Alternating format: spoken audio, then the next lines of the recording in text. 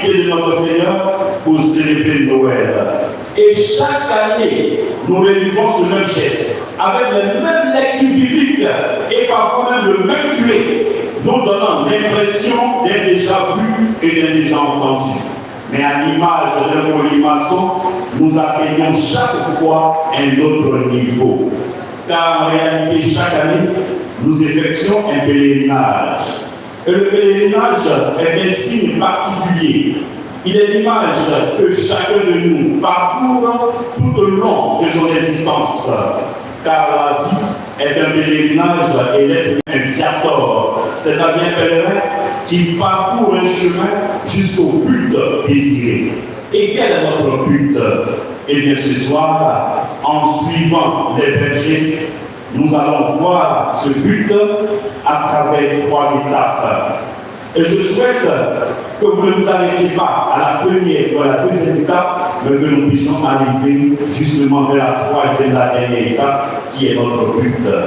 Alors, la première étape, c'est tout simplement la magie de Noël et la lumière. La première étape est remplie de merveilles. Les bergers nous disent, la page de l'évangile, sont enveloppés d'une grande lumière. L'ange leur apparaît. Quelle surprise, quelle merveille. Ils sont remplis donc de la magie de Noël à laquelle ils ne s'attendaient pas.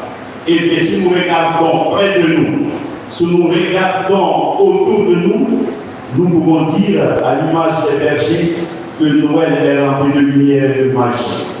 Nous pouvons donner des exemples. Le regard et la joie d'un enfant devant ses cadeaux sous l'arbre de Noël. Nous l'avons vu et nous avons entendu dans les écoles la joie et la danse des enfants. Nous avons vu également dans nos presbytères, dans nos rues, dans nos maisons, des jeux de lumière, des guirlandes, tout ceci pour décorer. Il y a également la visite des enfants, des petits enfants, et même des personnes qu'on a vues il y a belle lurette et qui sont venues pour célébrer Noël. Il y a aussi ce monde qui n'a pas l'habitude de venir à la messe tous les dimanches, mais qui sont là aujourd'hui parce que c'est Noël. Ce sont donc tous ces préparatifs où on laisse aller son imagination et sa créativité. Dans nos rues, dans nos artères, nos maisons, ce sont des splendides jeux de lumière. Oui, Noël, c'est un moment magique. Il est bon de vivre à fond, mais on ne va pas s'arrêter justement sur la magie et la lumière de Noël. Il est bon donc d'avancer à la seconde étape. Et la seconde étape, c'est la nostalgie de Noël. Regardons à nouveau les bergers. Les Juifs espéraient un Messie, un sauveur.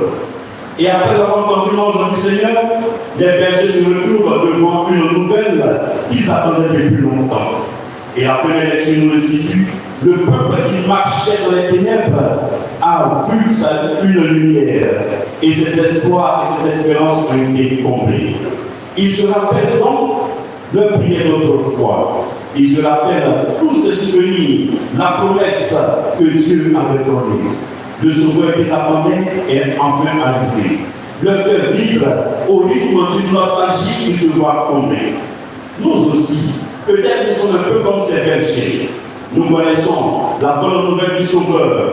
Mais nous nous rappelons, et surtout pour nos parents qui sont là, ils se rappellent de Noël d'autrefois, avec les missionnaires. C'est tout à fait différent. Et puis, il y a aussi ce chant que j'aimerais avoir que la parole tombe, les anges dans nos campagnes.